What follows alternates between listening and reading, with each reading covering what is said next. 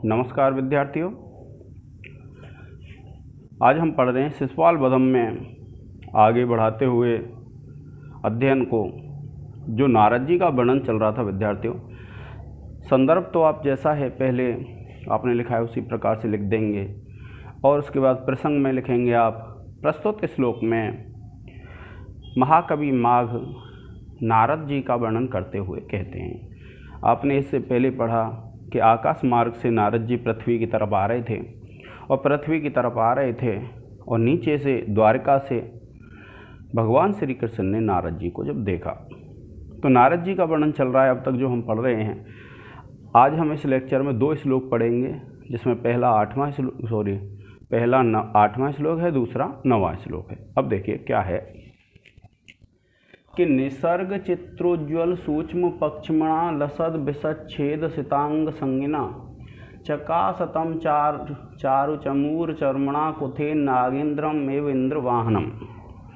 देखिए ये जो है इंद्र वाहनम, इंद्र वाहन का तात्पर्य होता है विद्यार्थियों इंद्र का वाहन। इंद्र का वाहन कौन है? ऐरावत हाथी है। तो जो नारद जी हैं, नारद मुनि हैं, उनकी तुलना इसमें किससे की गई है? इंद्र के ऐरावत हाथी से की गई है। यानी इंद्र का जो ऐरावत हाथी था उससे की गई है। कैसे, किसके आधार पर, क्या क्या गुण हैं जो इंद्र के ऐरावत हाथी में हैं और नारद मुनि में समान हैं? देखिए क्या कहते हैं कि निसर्ग कहते हैं उत्पत्ति से ही। क्या कहते हैं? निसर्ग यानी उत्पत्ति से ही। चित्रोज्ज्वल सूक्ष्म पक्षमणा, चित्रोज्ज्वल यानी विचित्र प्रकार के, और सूक्ष्म तो आप जानते हैं सूक्ष्म। चित्र उज्ज्वल सूक्ष्म पक्षमा यानी सूक्ष्म पक्षमा का मतलब है सूक्ष्म पक्षम के द्वारा, लोमों के द्वारा। लसद विसद छेद सित अंग संगिना, लसद यानी शोभा पाते हुए, विसद छेद जो विष को छेद दिया जाए, जो कमल नाल होती है उसका खंड कर दिया जाए, उसके समान जो सुंदर हैं ऐसे।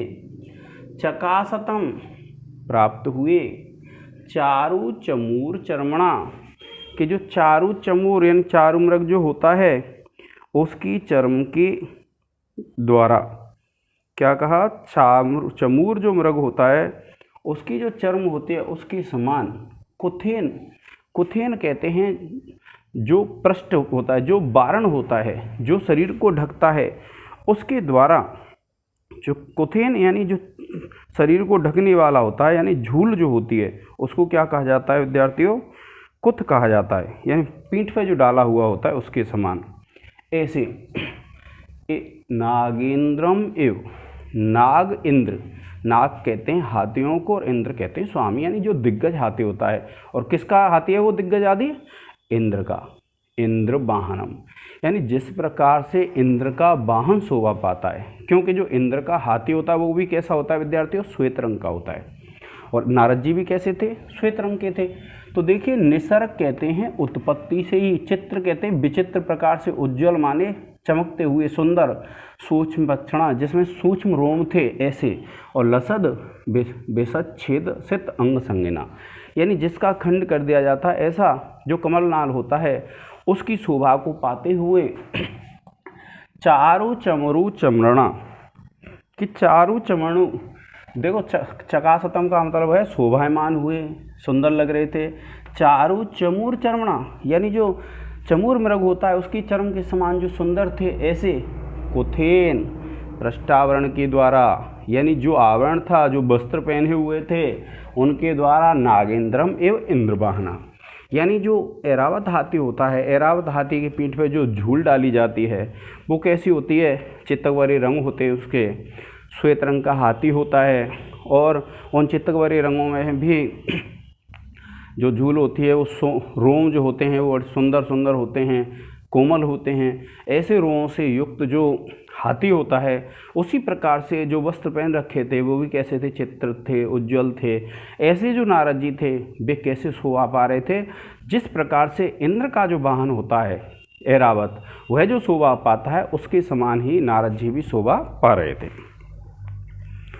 क्या कहा है देखिए, कि स्वभावतः, निसर्ग का तात्पर्य क्या है, स्वभावतः, चित्तकबरे यानी विचित्र रंग के, उज्ज्वल रोम वाले यानी सुंदर चमकने वाले रोम वाले, शोभायमान कमल नाल के खंड के समान श्वेत रंग के, शरीर पर पड़े हुए सुंदर चमूर मृग के चर्म के अनेक रंगों से चित्रित तथा सूक्ष्म सूत वाले, शुभ्र वर्ण वाले झूल से इंद्रवाहन गजराज ऐरावत के समान शोभित होते हुए नारद जी को भगवान श्री कृष्ण ने पहचान लिया। क्या कहते हैं कि जिन्होंने विचित्र वस्त्र पहने हुए थे ऐसे, और जो कमलनाल के समान शोभायमान थे ऐसे, ऐसे जो नारद मुनि थे, उन नारद मुनि को भगवान श्री कृष्ण ने पहचान लिया। अब देखिए, हम पहले ये 8वां जो श्लोक है इसकी चल रहे हैं, तो जब आप विशेष लिखेंगे तो विशेष में आपको पता है, मैंने बता चुका हूँ आपको, सबसे पहले तो हमारा एक कॉमन चीज़ है कि इस पद्य में क्या है, वंशस्थ छंद है।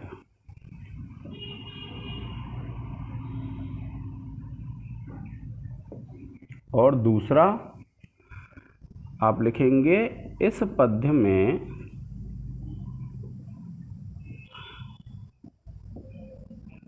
तद्गुण अलंकार है।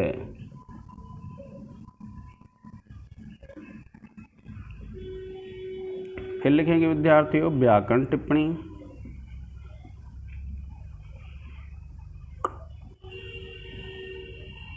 अब देखिए, व्याकरण टिप्पणी जब लिखेंगे विद्यार्थियों, तो व्याकरण टिप्पणी में आपको क्या लिखना है,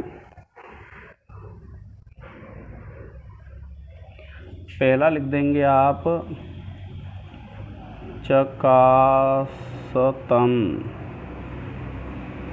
और आप इसमें लिख देंगे चकाश्री प्लस सत्री, चकाश्री धातु प्लस सत्री प्रत्यय। उसके बाद दूसरा लिखेंगे विद्यार्थियों कुथेन,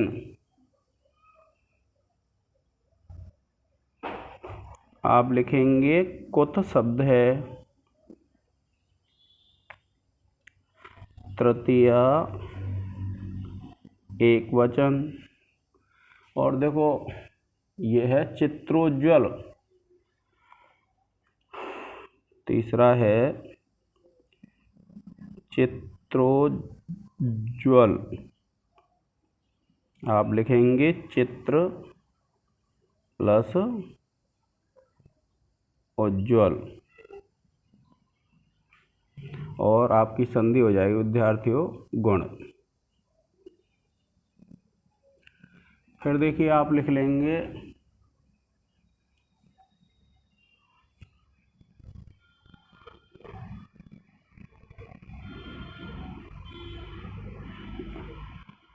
ये तदगुण भी हो जाएगा विद्यार्थियों, और इसमें क्या है उपमा अलंकार भी हो जाएगा। ठीक है, दोनों अलंकार हैं। और चौथा देख लेंगे आप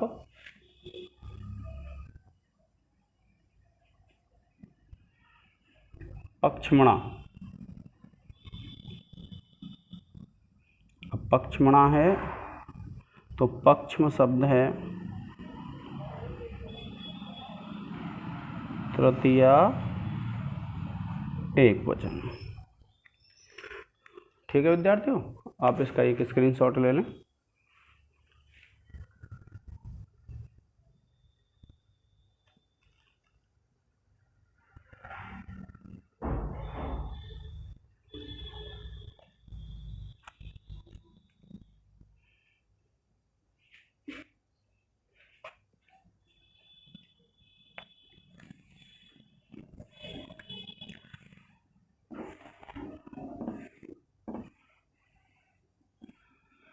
अब देखिए हम पढ़ेंगे 9वां श्लोक है, तो देखिए क्या है, अजस्रम,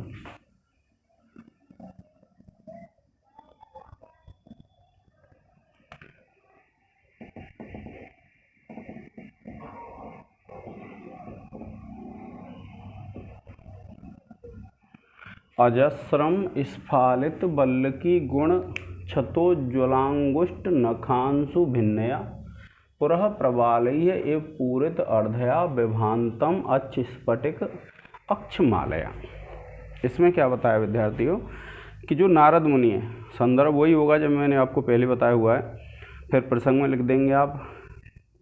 महाकवि माघ नारद मुनि का वर्णन करते हुए कहते हैं, और फिर उसके बाद जब आप चलेंगे तो फिर आप व्याख्या करेंगे। अब देखिए व्याख्या में क्या है कि अजस्रम, अजस्रम कहते हैं लगातार, स्फालित, स्फालित कहते हैं बजाने से, बल्लकी, बल्लकी कहते हैं विद्यार्थियों वीणा को, गुण यानी गुण उसके जो धागे होते हैं, वीणा के जो धागे होते हैं, छत, छत कहते हैं घायल, उज्ज्वल अंगुष्ठ नख, उज्ज्वल माने दैदीप्यमान चमकते हुए, अंगुष्ठ कहते हैं अंगूठे के, नख, नख कहते हैं आँखून, वो सॉरी नख कहते हैं नाखून, अंशु, अंशु यानी उसकी जो किरणें होती हैं नाखूनों की भिन्नया उससे भिन्न प्रकार की होने से, पुरः प्रवालैः एव, कि पुरः माने आगे, प्रवालैः एव, प्रवाल कहते हैं विद्यार्थियों जो मूंगे होते हैं, यानी पुरः प्रवालैः एव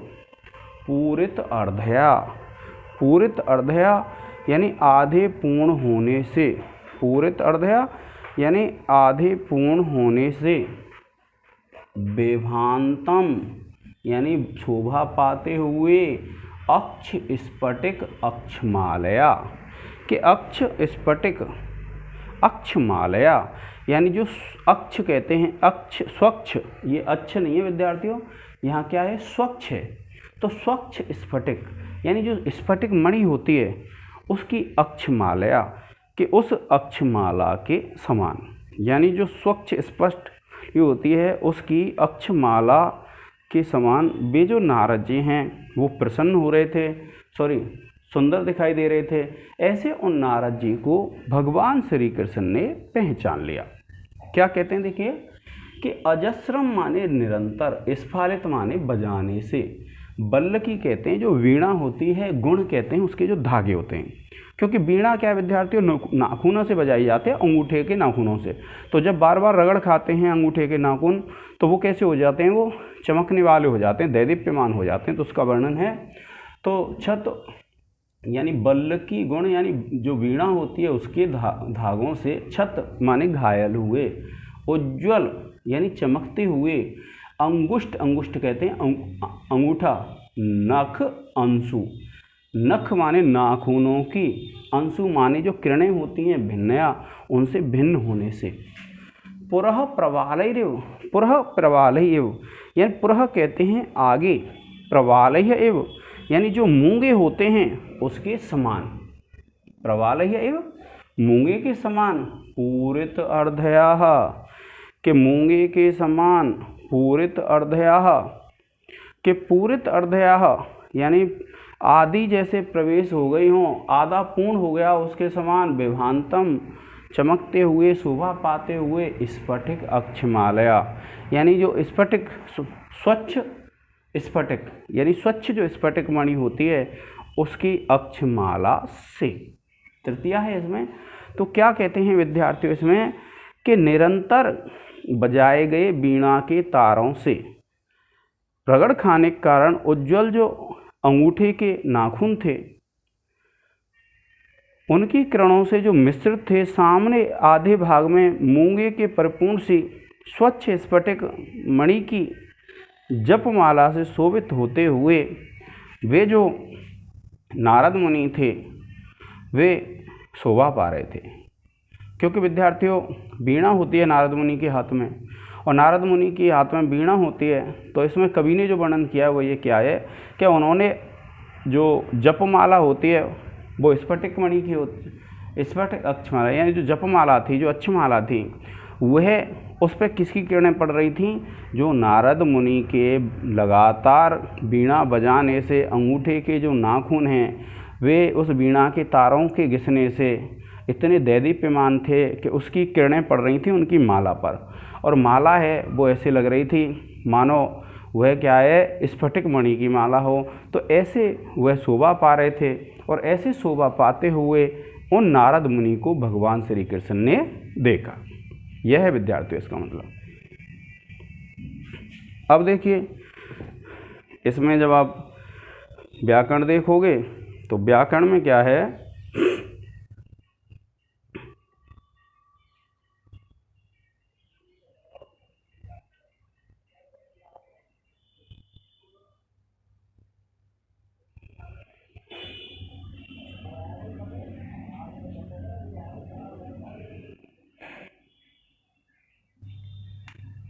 देखो ये है, जैसे आप लिखेंगे प्रवालैरेव,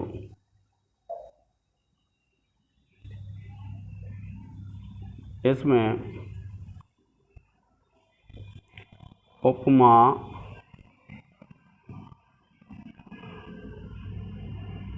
अलंकार है। फिर आप लिखेंगे व्याकरण, और ये जो व्याकरण है विद्यार्थियों, व्याकरण में लिखेंगे आप विभांतम, पहला लिखेंगे विभांतम। अब विभांतम में आप लिखेंगे विद्यार्थियों वि उपसर्ग, भा धातु और सत्री प्रत्यय। फिर उसके बाद आप दूसरा लिखेंगे जैसे व्याकरण में, तो देखिए प्रवालैरेव,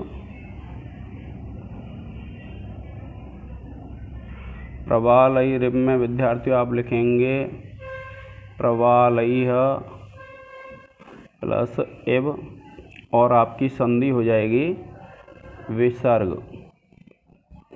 फिर उसके बाद तीसरा लिखेंगे आप भिन्नया,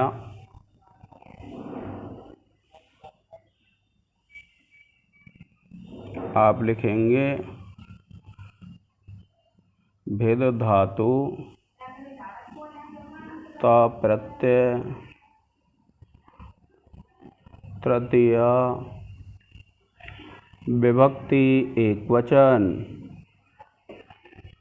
उसके बाद चौथा है विद्यार्थियों, और चौथे में लिखेंगे आप,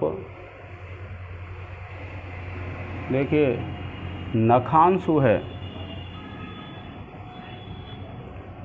नखांशु, तो आप लिखेंगे नख प्लस अंशु, और संधि हो जाएगी विद्यार्थियों दीर्घ। कौन सी संधि हो जाएगी? दीर्घ संधि हो जाएगी। तो इसको आप एक स्क्रीनशॉट ले लीजिए।